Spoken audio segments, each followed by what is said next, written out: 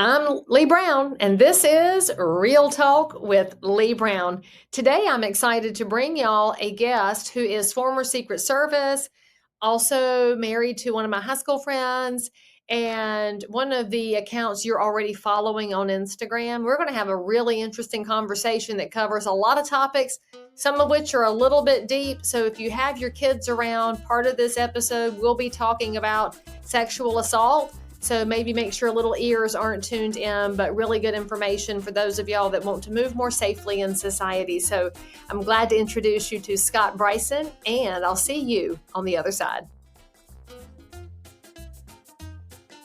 Welcome to the show.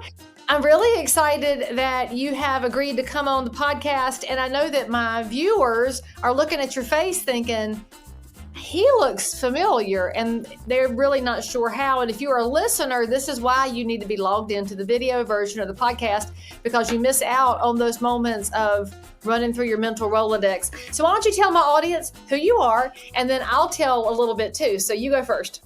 Okay. My name is Scott Bryson. I am a retired Secret Service agent. I have a podcast that I've been doing for about a year now. It's called Scott Bryson Beyond the Service. I'm also on Instagram. That platform has grown exponentially over the last year. We're at like 521,000 followers on Instagram, which is insane to me. But yeah, I'm from Cabarrus County. Went to Appalachian State University. I have a teaching degree. Made the switch over to law enforcement. Was a Concord City cop for 2 years. Went to the service for 25 years.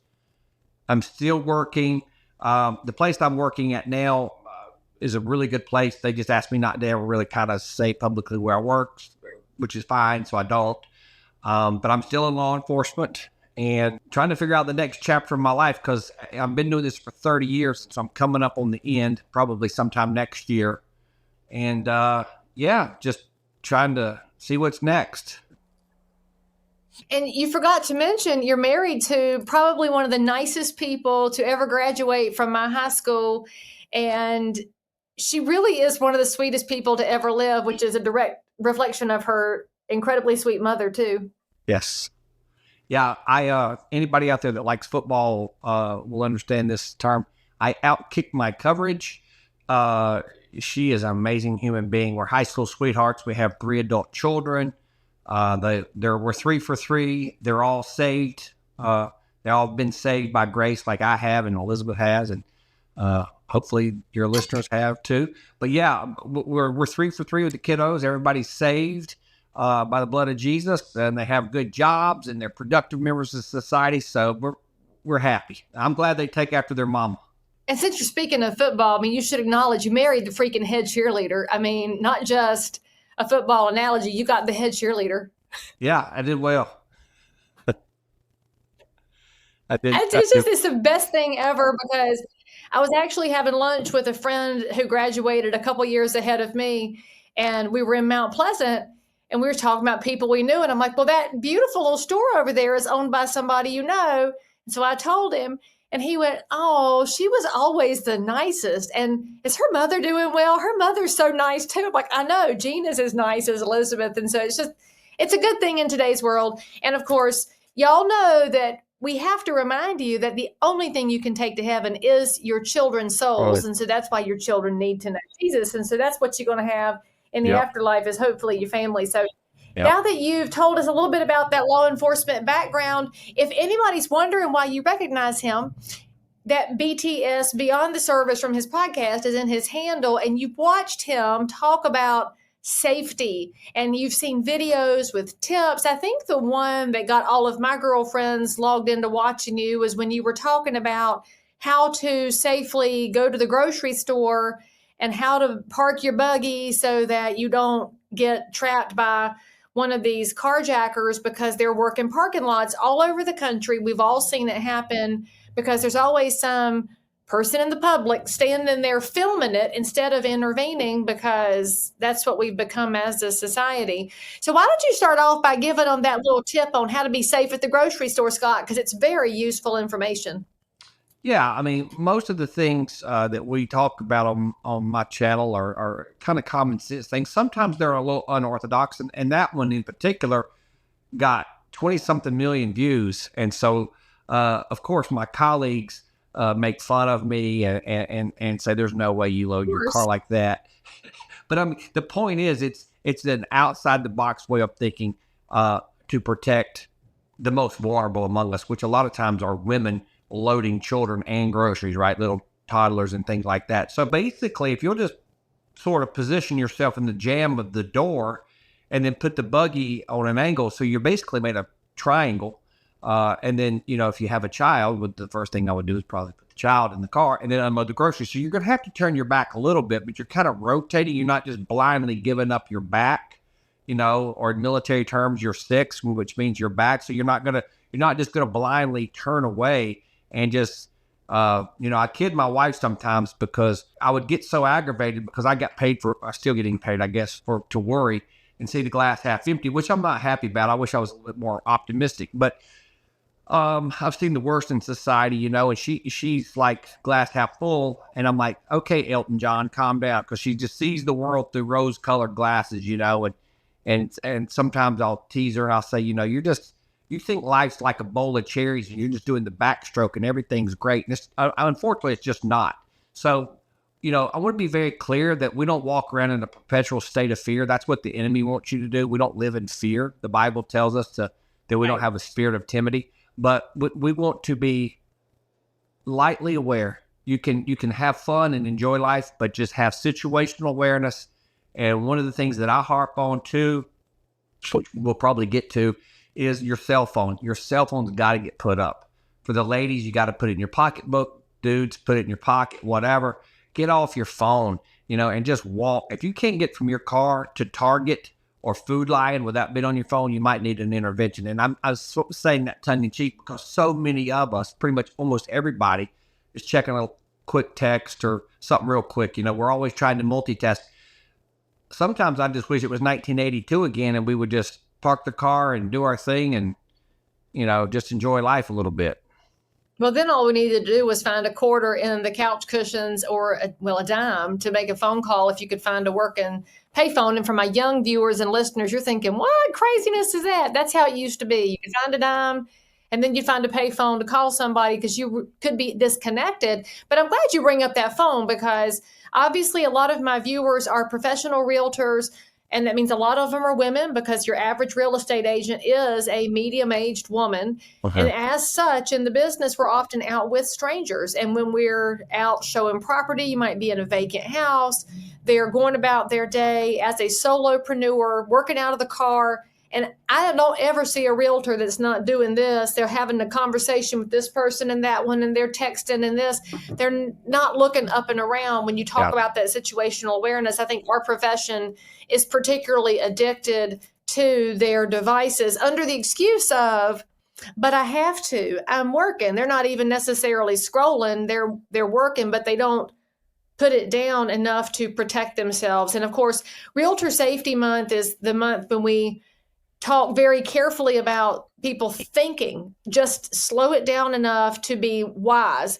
Uh-huh. So tell them some tips for moving around in the world where we know this is often the tether to emergency resources. This is the tether to the person who knows where you are. It's your GPS and Find My Phone and all of that. So what is a way for them to think about it while they're working, while they're with strangers, but being aware at the same time?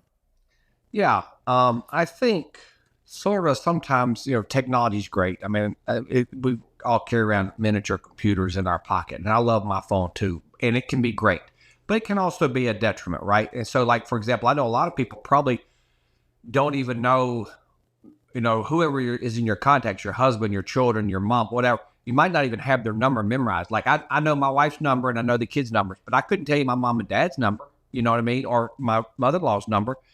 I just go to my contact and hit their name. So I think it would it's kind of a simple idea, but, I talked about this recently when people are traveling, and I think this is a really good idea for international travel, but I think the same could be said for just day-to-day life.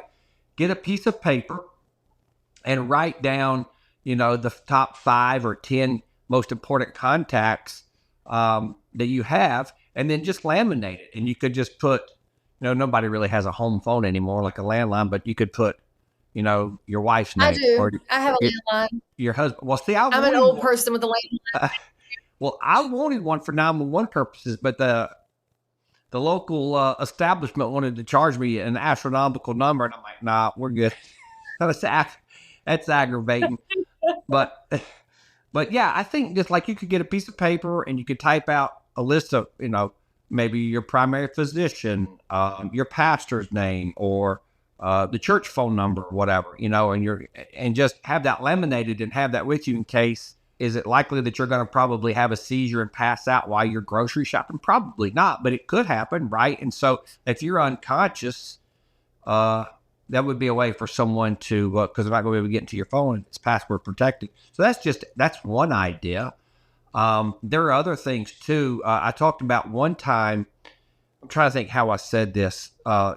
Sometimes our phones are really low on juice because maybe we've been on them all day, or we don't have access to a car charger at the moment.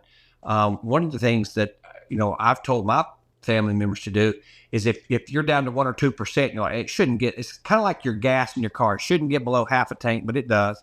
And if your phone's down to 1 or 2%, then what I think is a good idea is say, hey, I'm at such and such location. My phone's about to die. So because if your phone goes dead, that doesn't mean necessarily that something bad's happened, but you can at least mark your last known location. So in case, God forbid, whatever, you could fill in the blanks. There's a million things, but they would at least know, oh, well, she was over at her mother's house or at Target, or fill in the blank. And so her phone's off the grid. That doesn't necessarily mean she's been kidnapped. She's just, her phone's dead. But we know if she didn't come home for work, or like, so for in your world, hey, I'm showing a house at 123 Sesame Street, boom, and your phone goes out, or I'm with client so-and-so, and give like a descriptor. This past summer, one of the things I had to do was I had to do sex offender checks because we have registered sex offenders, obviously, in this county. And what I would do is I'd type in the computer, obviously the address pops up, and then I would put the person's name, I would put their race, and I would put their age. Because Scott Bryson could be a 20-year-old man, it could be a 60-year-old man, right? And I could be white or black. So just having those descriptors, like I'm at house such and such with client so-and-so, and God forbid something bad were to happen, at least the cops would have a starting point. So I gotta point out something you said there about your phone not going all the way down to nothing. My husband needs to hear that part because he makes fun of me, Scott, for keeping my phone all the way charged all the time, and I'm a little obsessive about it. But it's because of what you just said. If the phone is dead, then I don't have any way to reach somebody if I could get to it. Yeah. And there's a story in real estate that I know many people remember. Back in Arkansas, there was an agent by the name of Beverly Carter. She was showing a vacant house to some people. She was by herself, and they killed her and took all her stuff and left her in a shallow grave at that place. And it was not easy to figure out who it was, what had gone on, where Beverly was located. And when you start realizing where if you're going somewhere by yourself, meeting strangers, you might feel like it's overkill. But if you text and say, I'm going to this address and here's who I'm with, you might actually be able to be saved if something does go sideways because you've taken so much time off of the investigation process where people have to find you. And if you're in real estate, I'm just going to say it. All of y'all think this would never happen to you, that it happens to somebody else. But just consider how you operate and where you're operating and the fact that nobody could find you. I think about that scenario of, passing out in the grocery store because you could pass out anytime, get a blood clot, whatever. Well, if you fall down with your phone, who's to say that some other person doesn't snatch the phone up and run away and you don't have any identifying information on your person where somebody could then find your next of, well, not next of kin, but your next resource person. And I love that you mentioned a pastor because I'm thinking that's somebody that will answer the phone. If your emergency list is made up of people who screen your calls, that's not going to do you a whole heck of a lot of good. Yeah. Like my kids aren't going to answer my call unless I text them and say, I need you to pick up, because they're young people who don't like to talk on the phone. But I've got to have somebody in my list. And I love that idea of writing down 5 or 10 names and keeping it separated from my phone, because I can tell you my childhood phone number. My husband had to change numbers because of work, and I cannot remember his number for the life of me. But I can tell you that my phone number on the rural route was 597-9974, and that number's been gone for 35 years. So if somebody out there is thinking, all right, I'm going to go in my work line of work, I'm going to go show a house to a person. I've pulled their ID. Now in real estate, many of our members have this service called Forewarn. Have you heard of Forewarn? I have not. We love it so much. It's so good. It's an app where we can pull basically a criminal background on a phone number. And if it's attached to somebody who's got a list of offenses this long, that means the realtor could say, I'm going to take my spouse with me, and we'll take my lender. I'm going to take my broker. They can be really smart, because that might be a legitimate person with a terrible background, but you just never know. So you can do a little bit of homework before you meet somebody. What would you tell an agent to do if they are pulling up to meet somebody for the first time at a vacant house, and they have, let's just say they were smart and pulled the ID for this person. They've asked for their identification before they go in the house. What would be their best practices, do you think? Well, in addition to letting your spouse know, or your boss know, or your colleague, hey, I'm at such and such address, meet such and such person. Here, I don't know if this is going to answer your question, but if it doesn't, we'll come back to it. But this is what I wanted to say in addition to that. Just like the advice I've given people in the past, if you're in a hotel, especially ladies, right? And I'm not trying to be sexist. I'm just being honest. Like, men are bigger and stronger, just what it is. So like, if you're in a hotel and the elevator, we can go real world here. You don't have to apologize to my listeners. We're real people here. Well, I know.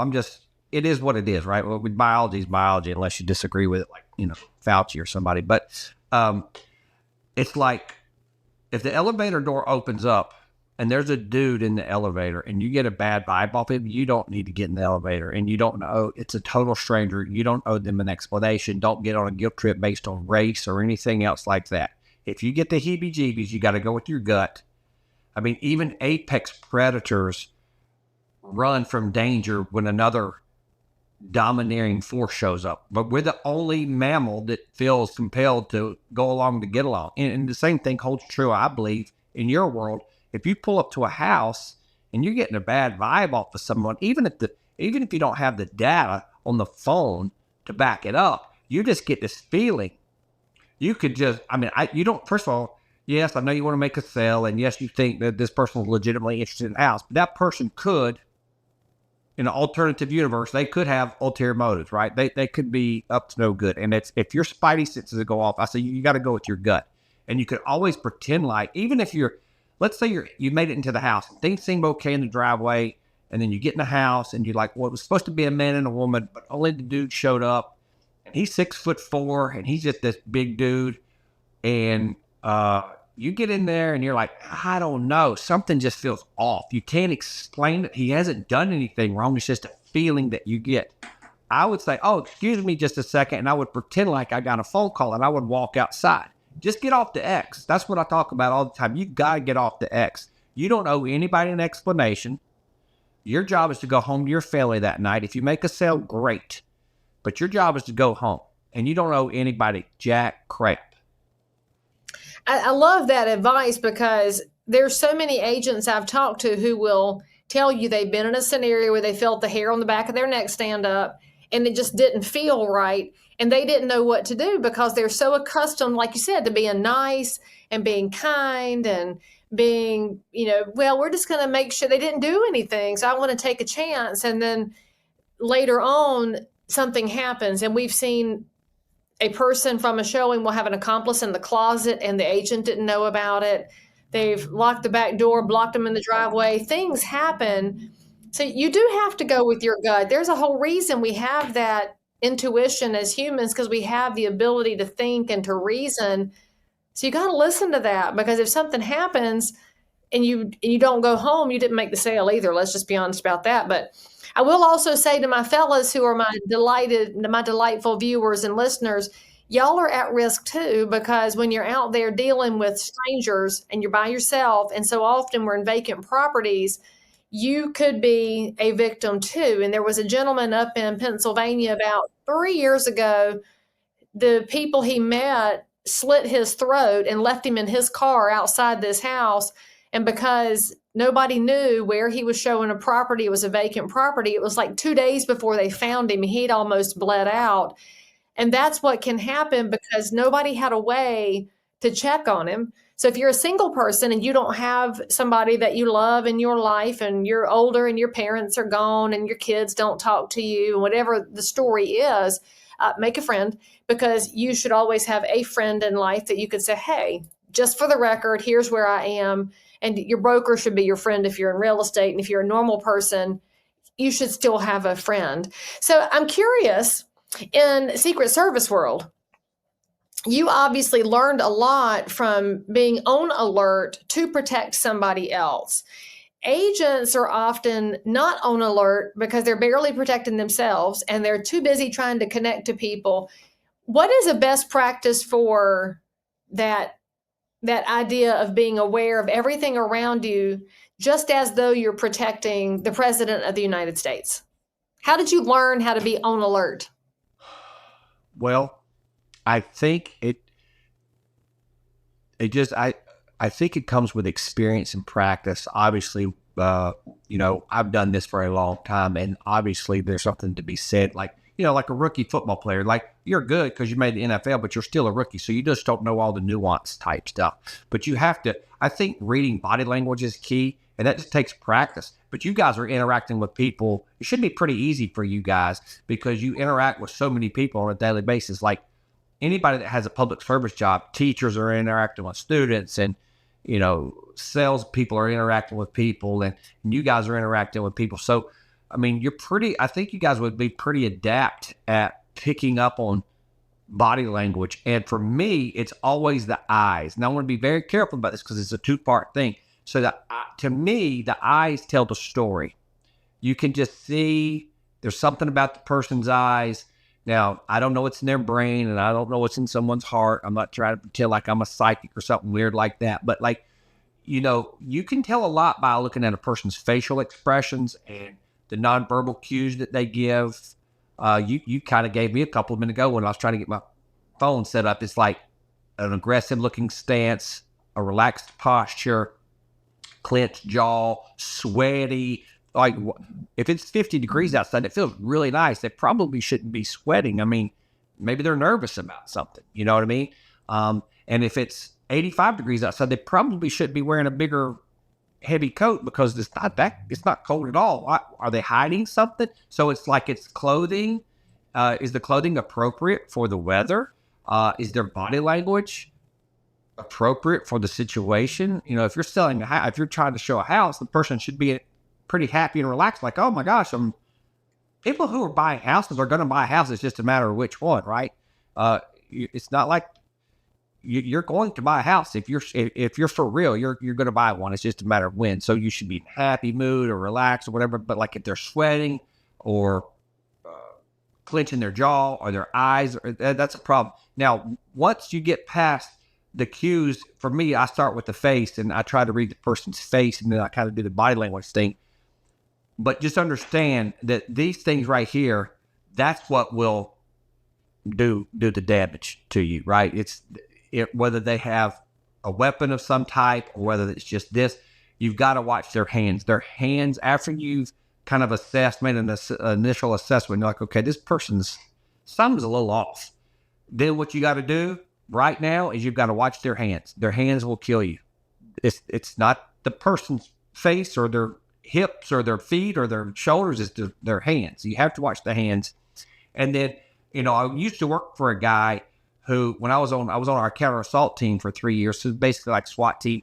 And Tony was awesome. He was my boss. God rest his soul. He's not with us anymore. But he would say, and I didn't know this at first because I was brand new. I didn't know what was going on. He said, Scott, you know who your best friend is? And I'm like, nope. He said, distance. So if you're in a gunfight or any type of altercation, distance is your best friend. Now, in police terms, you want to get to cover and all this other weird stuff that we're not talking about. But like, distance is your friend, okay? So I would say watch their faces, get a read on that. Then watch the hands. That's what's going to hurt you. And then you gotta get some separation. I love that advice. I'm sitting here thinking about the training that I do with my sidearm, and the further away I am from the target, the less accurate I am. And so obviously somebody is much safer if they are at a distance from me than if they are close up. And it's the same thing when I'm interacting with strangers, although my tendency is to hug everybody within reachable distance. That's not always a good business practice. So I love that concept of distance. And that's really smart to think about. And by the way, y'all, if you want to follow somebody on the body language stuff, look up Janine Driver. She's brilliant. She does some of the best trainings, and there's lots of videos out there of her. And she's just a delightful human. So follow Janine Driver. You can learn a lot about body language. But when you mentioned the eyes, I got so tickled because when I'm looking at Instagram reels, or if I go onto the TikTok, there's a certain segment of the public that gets very unhappy about things. And you can always tell the crazy people because of their eyes. They're wildly bugged out and they're kind of jumping all over the place. And you're like, I think you need to maybe don't drink as much caffeine and maybe go outside and walk barefoot in the grass for a minute and calm down, because there is a dead giveaway. And for me, it's when they can't make eye contact. If they're looking everywhere but at me, that makes me think there's something going on here. Is that an accurate representation of shady people? No, it's perfect. And then one other thing I wanted to touch on too that I didn't say, that's absolutely right, is some people, like some of my Italian friends, I tease them on, like, if I put handcuffs on you, you couldn't talk, because people will talk with their hands, right? But what they'll do is they'll try to distract you they'll like twist their head and point over here, and then try to divert your attention, and then they'll sucker punch you or whatever. So you have to really, like, if we're talking, like if we were in the same room right now, we're having a conversation just like we are, and we're kind of face to face. If all of a sudden I turn away and I'm sort of I call it blading yourself. You've probably heard the guys talking about that with a firearm. You blade yourself away, your firearm away from the guy. Well, what they're going to do is they're going to take a step back. And most people, not all, but most people are right hand dominant, right? So they're going to drop that right foot, and they're going to, because you're already sort of squared up, and then they're going to drop that right foot, and then that's going to give them leverage and momentum.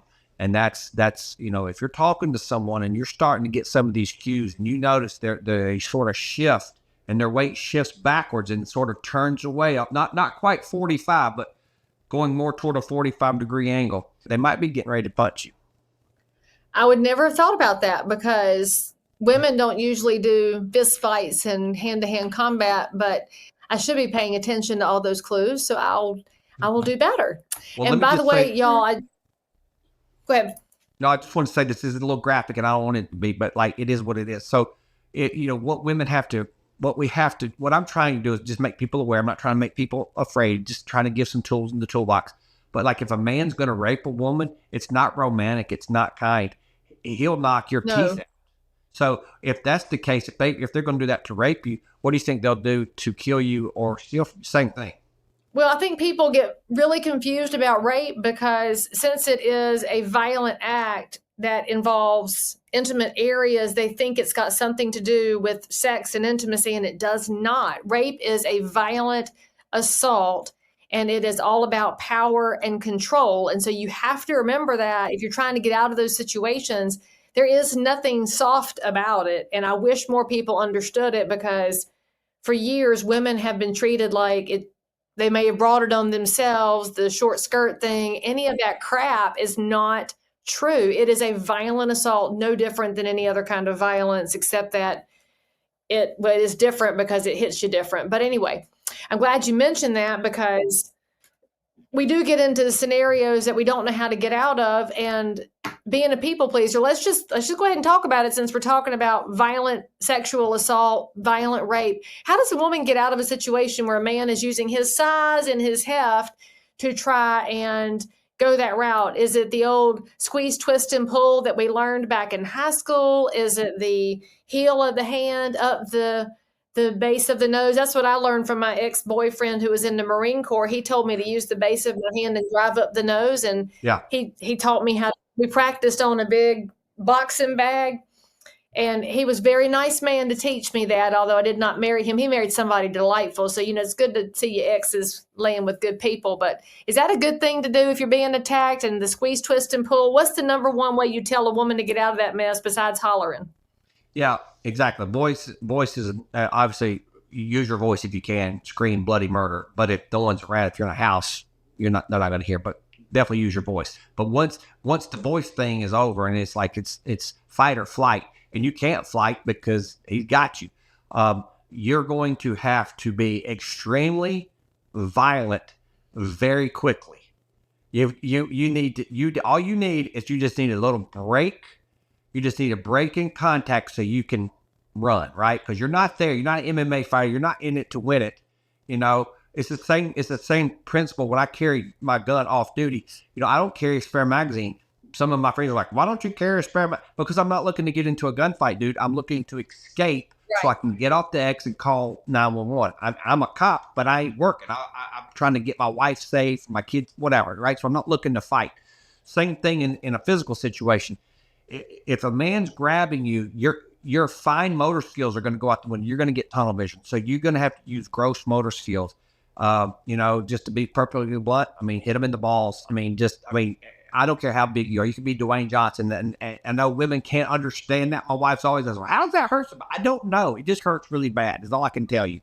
And so don't be afraid to just go there first if you can. If he comes up from behind you, like a lot of you ladies probably wear nice shoes and you got a little, I'm not wearing stilettos, but you got a 2 or 3 inch heel. Take your heel and jab it right in his foot, because it's like when you jump in a pool of water and it's cold, you're going to have that reflex. You're going to gasp. You can't control it. It's going to hurt. So if you take your heel and you stomp on his foot, that crap's going to hurt. Or you can you can scrape his shin, anything like that. You're probably not going to break free up here if he's a big, strong guy. So you go to the lower extremities, go to the groin, go to the genitals first, stomp on his foot, hit his scrape his, the shin bone hurts, obviously pretty bad. If he's behind you, take your head and headbutt him as hard as you can. Try to knock his teeth out or try to bust his nose. If you get hit in the nose, that hurts. Your eye's going to water and you get stunned. I don't care how strong you are. So take your head and just ram it back and do it 2 or 3 times. It's probably going to hurt your head too, but your skull is very hard and your adrenaline's going to be full. So it's not going to hurt you until later. You got to get the heck out of there, because if he's doing that, you have to assume the worst. You have to be extremely violent and you have to do it right now.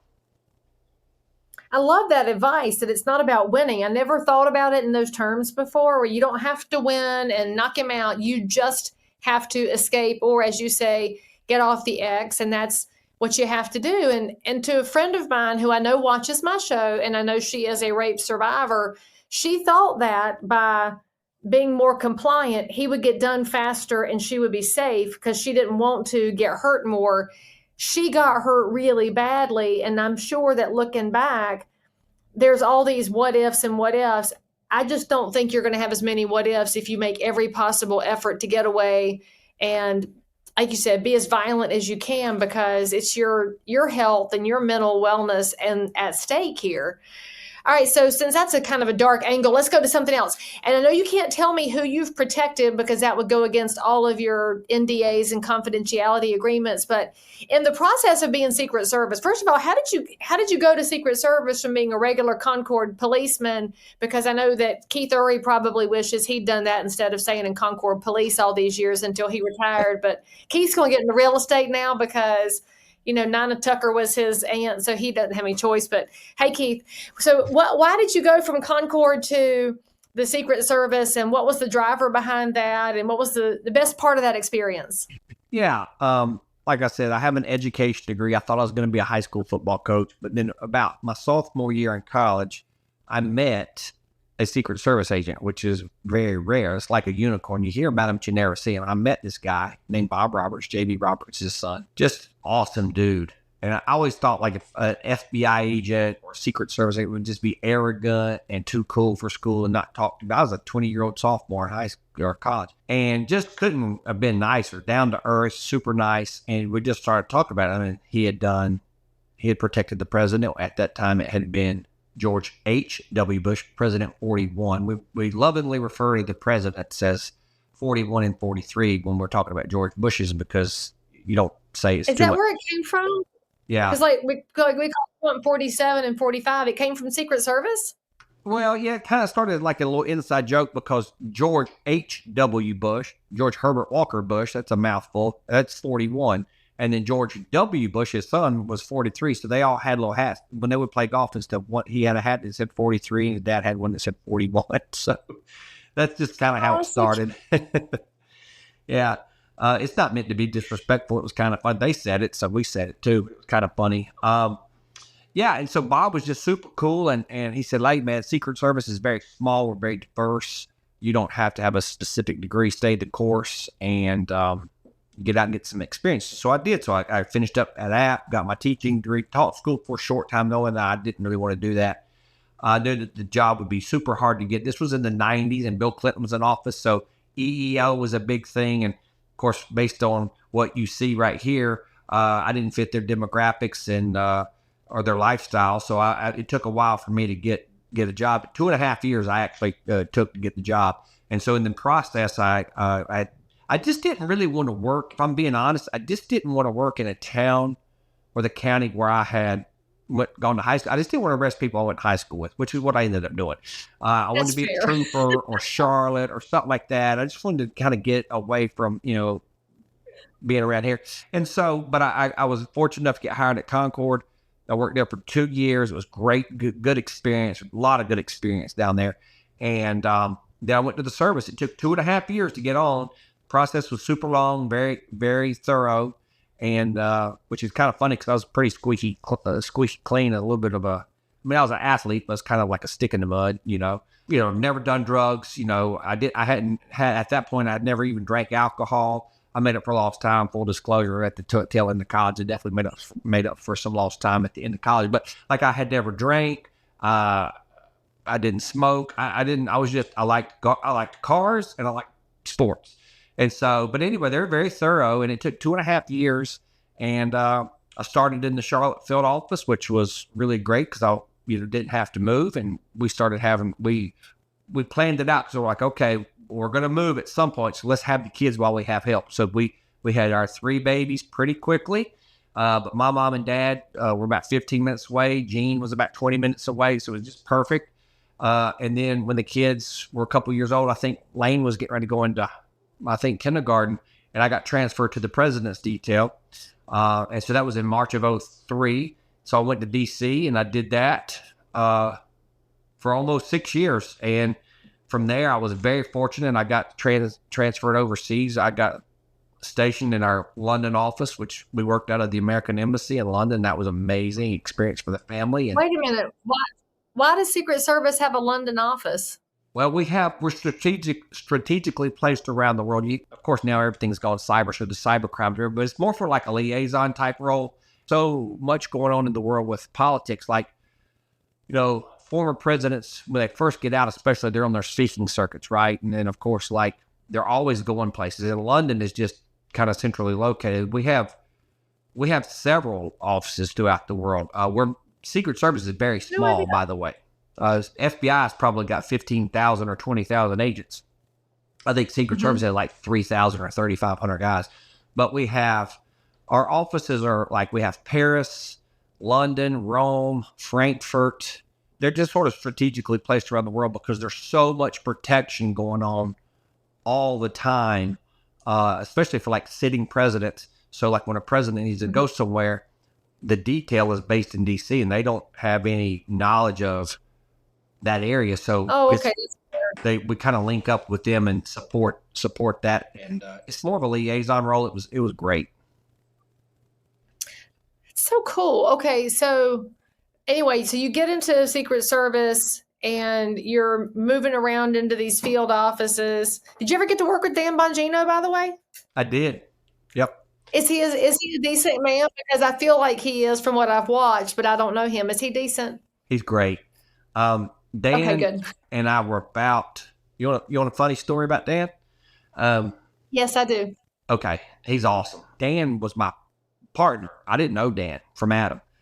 Here I was, this little country bumpkin coming up from North Carolina, and Dan's the New York field office guy, and we were doing this zone protection stuff. So like, kind of, if you're familiar with Manhattan, it's very easy to navigate, much easier than DC. It's the grid. It's east and west and north. Yes. That's super easy. And so we had a couple blocks that we were responsible for protective intelligence. And so Dan and I were working, and of course they had the street shut down because motorcades and stuff. And people in New York can tend to be obnoxious from time to time. And this guy was on one of those 10-speed bikes, and he was delivering, looked like probably, paperwork for an architect or whatever. And he just was not, abiding by the law. And Dan yelled at him, and of course he yelled back, which didn't go well for him, because Mr. Bongino proceeded to take his forearm and basically sickle him off the bicycle. It was amazing. And I was like, oh, I guess that's how they police up here. We wouldn't do that down where I'm from. But he jerked a knot in that guy's butt real quick. And of course, he let it go. But I was like, welcome to New York. Well, I mean, maybe if we did police like that in Charlotte, we wouldn't have nearly the problems that we have. I mean, maybe there's something to be said for. Oh, definitely. It's called broken windows policing. Rudy Giuliani did that in the 90s. That's how he cleaned up all the stuff. It's called broken window policing. It worked. I hope it comes back. I think we're seeing a great result in Washington, D.C. right now. Oh, yeah. And Charlotte's going to have to do something. I mean, we shouldn't be in the national news for people who can't ride public transit without getting killed. I mean, it's, all there's really no joking about it. I really think people have lost sight of the fact that public safety matters. And if it's not you because it happened to somebody else, we shouldn't want it to happen to anybody else either. I mean, it's ridiculous. We have to have some kind of basic behavior in our world to keep people in a good space. And so that means I got to ask you, you've mentioned you were a school teacher. In the safety space that we're in right now, a lot of our public school teachers are not safe in the classroom because these kids, I like to say that some of them are feral. I don't think they were raised by people who had guardrails for them and had an expectation of behavior. The teachers, if they call out the kids get aggressive. We've all seen the videos. If the administration calls the parents take the kids' side, which you and I didn't grow up like that. If we had a call to go home, there's no way on the planet that our parents would have taken our side over the administration and the teachers in the school. So if somebody is a public school teacher in 20 and 25, and they're working with a challenged high school that's got lots of challenging behaviors, and let's just say they're working with a high school class, how does a teacher keep themselves safe so that they can get these kids to absorb some of the knowledge that obviously they desperately need? You got any advice for the education group? Well, that's a really good question. It's a very tough. I don't think there's a good answer. I think it starts at home. You know that. You just alluded to that. I mean, we all know that the nuclear family has been destroyed for the most part, a lot of communities, and they're not getting the structure at home that they need. And so these teachers, my daughter's actually, she's a kindergarten teacher, so she's not too bad. But, Elizabeth just started working part-time. I don't know if you know this, but she just started working part-time at local high school, teaching a marketing class or entrepreneur class in the mornings. And, I'm like, I hate to say, this kind of goes against every grain in my fiber because I don't run from problems. I don't like drama. I don't look for trouble, but I certainly don't shy away from it. But honestly, just leave. Just get out of just leave. It's not worth it. Forget your job. You're going to lose your job anyway because you're guilty until proven innocent, which is ridiculous. But you're going to get yourself hurt. Just walk out. In a rough classroom environment, you might tell a teacher just to walk out of the classroom and go get a school resource officer. But we are wildly understaffed on that, even in North Carolina, which has them in the classroom. One of my friends is a school resource officer at a high school, and he's got 20 bathrooms on that campus. So if he gets a phone call from one bathroom where there's trouble brewing, by the time he gets over there, they've dispersed and gone somewhere else because they're way too crafty now. Since we've got to do something to get our young people to understand that we have basic rules, basic morals as a society. And I think we're losing that edge right now, and it's hurting our young people. Oh yeah, they've lost all sense of reality. They don't even know how to communicate with each other. These silly phones, all they do is text each other. They could be in the same room, they don't even have a conversation. So they don't have. I think they've lost, and maybe never even. Some of them never even had like they don't have self-respect or self-dignity, so they don't have it for other people. They don't even understand what that means. Oh, that's a really good way to put it. And I think you're right, because if they believed in themselves, they would know they don't have to be the lowest common denominator, the lowest version of themselves. And maybe that's where our teachers can find that positive impact again. I don't know. I do worry about our Yeah, educational faculty, because they are at risk in the classroom right now. they are. So they can't be armed. They only generally have one door for egress unless you're in elementary school with exterior doors.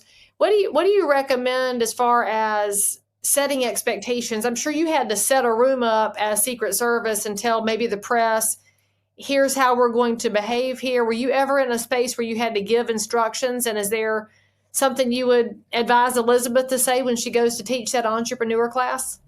Yeah, I mean, you hit the nail on the head with the whole ingress and egress thing. She's got one door in and one door out. So and I'm not gonna give away any like super secret tradecraft secrets here, but it's not rocket science. You're gonna bring the protectee in one way. You're gonna bring the general public in one way. You're gonna bring the press in another way, right? You're not gonna have these intersecting lines of crossing crossing, and there's always usually rope and stanchion or bike rack. And the thing about that stuff is that's all well and good, but it's for the like when we were building this house a few years ago, we had a gate up, and Elizabeth was like, well, that's not going to stop anybody. I said, no, that's just for the honest people. That's just to keep the looky-loos off my property.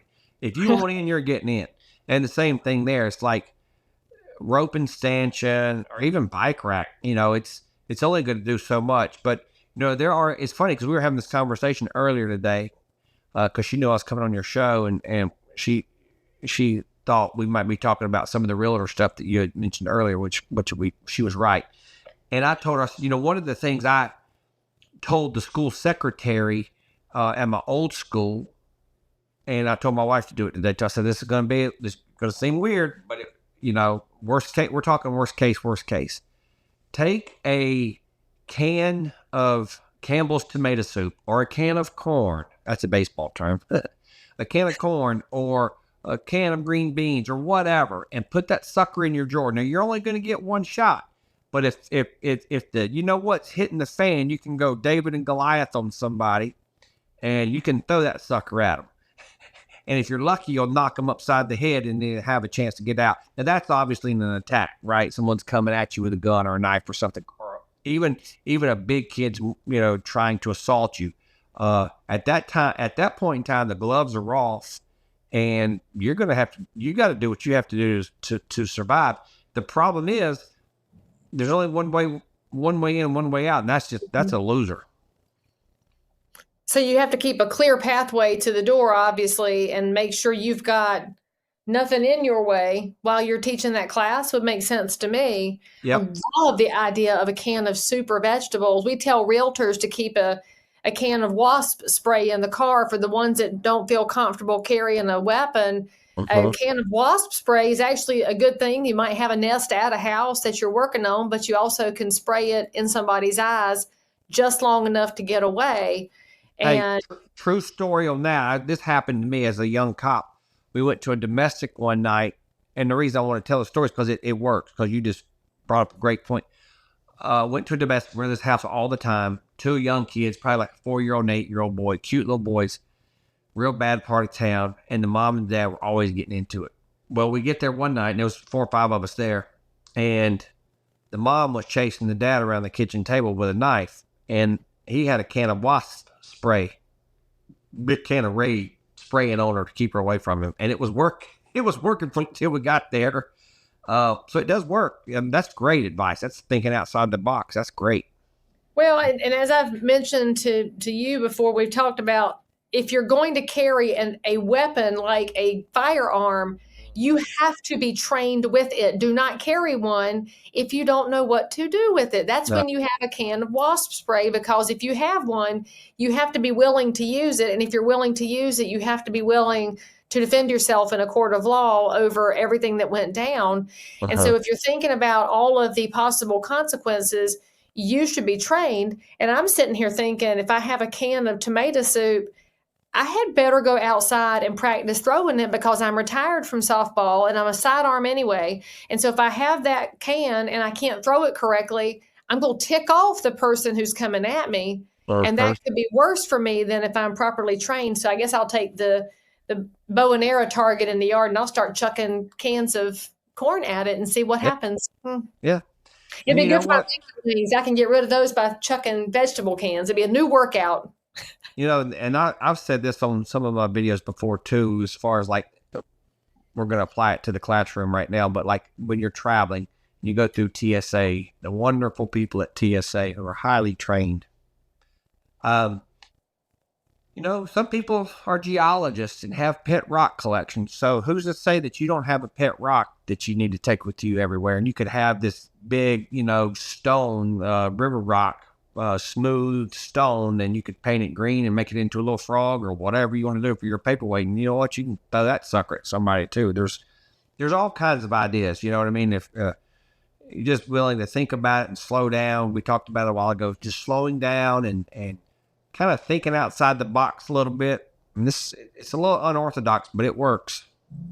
Well, since you mentioned that nice smooth stone, I'm just thinking about the ESPN Ocho's been showing the strangest athletic competitions. And I watched the stone throwing, skipping competition that was happening up in Pennsylvania. And I hate to admit that I sat there and watched it for 30 minutes, watching stone skip across the water. So I'm picturing that in my carry-on bag, and I imagine that I'll have to answer questions about it, because I don't really know how they test people for those jobs, but I just have to hope that they're doing it to the best of their ability, I guess.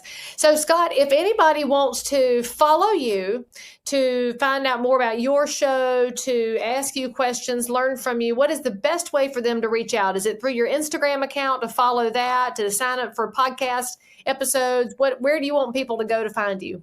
Yeah, Scott Bryson, BTS is just short for Beyond the Service. On Instagram is a great way, because then if you follow me or whatever, then you can DM me and all that good stuff. I spend most of my time on Instagram. Then email is another great way. It's Scott Bryson, and that's BRYSON, Scott Bryson Biz, BIZ, @gmail.com. You can always email me. I've been invited to a couple of things to give speeches.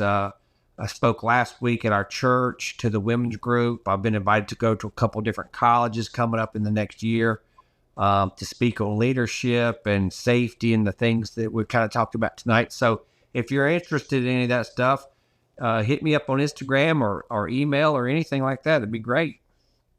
And don't say anything ugly, and don't be creepers, because his son is looking at these messages, y'all. So be the good, wholesome audience that you've always been.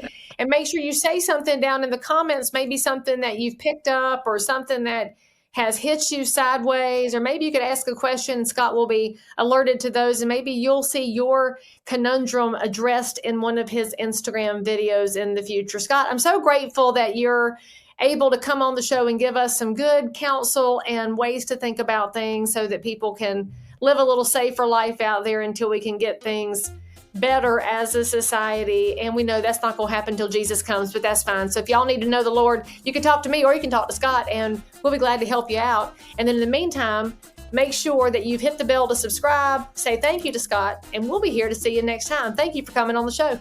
Yes, ma'am. Thank you for having me. Now, if this episode brought you value, made you laugh, cry, or in between, then don't forget to subscribe, leave a 5-star review, and share this with somebody else in the real estate trenches. You'll find a Real Talk with Leigh Brown on every major podcast app, so hit follow, and I'll see you in the next conversation. Don't forget to DM me if you've got a story. I might just want to feature you next.